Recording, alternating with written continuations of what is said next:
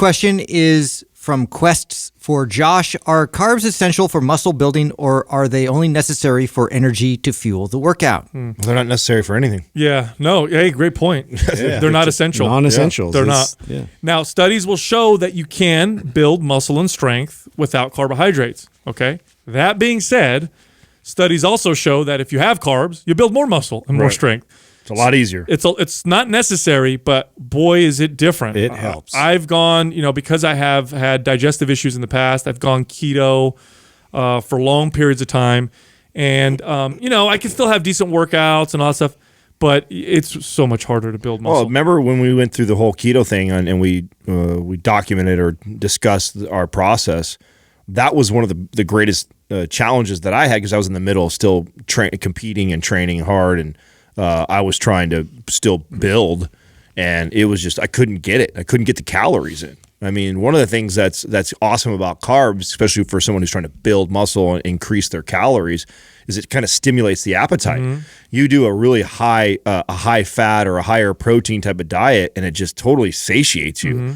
So, I mean, when you're somebody who's trying to put muscle on and you don't use carbohydrates, yeah, it's possible, and it works for some people for sure. But I definitely think it's a lot easier to do when you use carbohydrates. Now, Justin, you went extreme and did carnivore for a while. Yeah. You were experimenting, which means you just ate meat, and then you had carbs after. What did you notice workout was? It was detrimental, really. I mean, in terms of like my energy levels in the workout. Like, I was.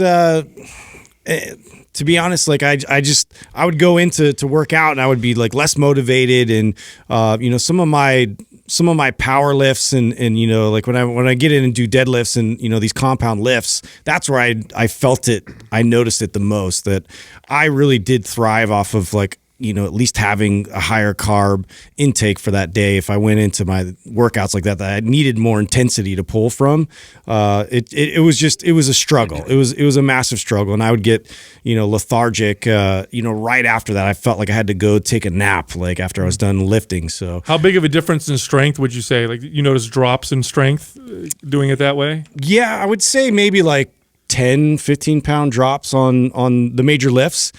And to be completely fair, though, like I know that my calorie intake dramatically dropped.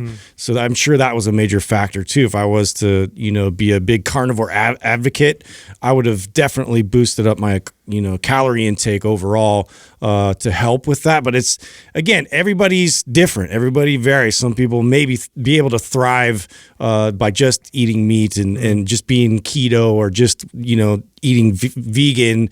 But, for me, like I need that carb intake. It really does help fuel my workouts. I notice a huge difference. I remember when we get asked this question a lot too about fasted workouts. And I know, Sal, you like fasted workouts. You tend to do fasted workouts most of the time.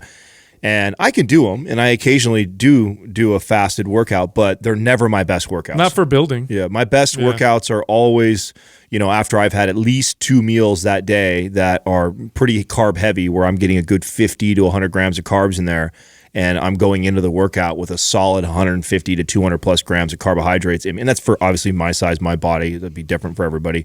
But that's kind of what I figured out for myself. Like that I perform the best at inside the gym. And so I think that's something that you have to take in consideration. I notice it for myself, anecdotally, when I train clients. If I was having someone go through a period of trying to build as much muscle as possible, carbs helped. They just help, plain and simple. And the studies support this. The studies are pretty conclusive on this. If you eat carbohydrates, you perform better, you're stronger. And as far as muscle building is concerned, you're probably going to build more muscle. Now, that being said, I want to make a statement that is also very true.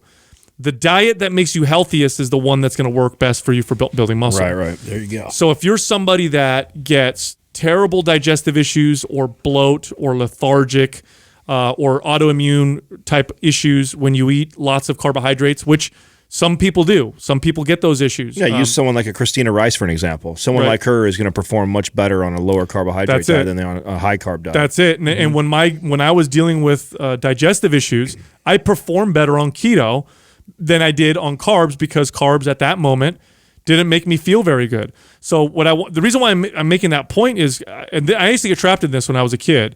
You would read a study that said supplement X shows that it works, or diet X is supposed to be better, or workout X is supposed to be better.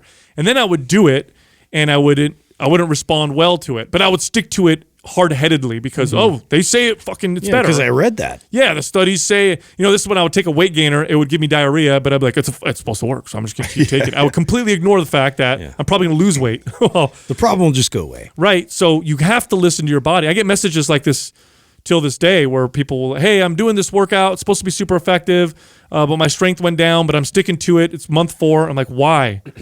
Why are you doing? Obviously, it's not working for you. Listen to your body. Right. Like creatine is a great example. Creatine in studies conclusively helps you build more muscle, improves recovery, and just improves performance.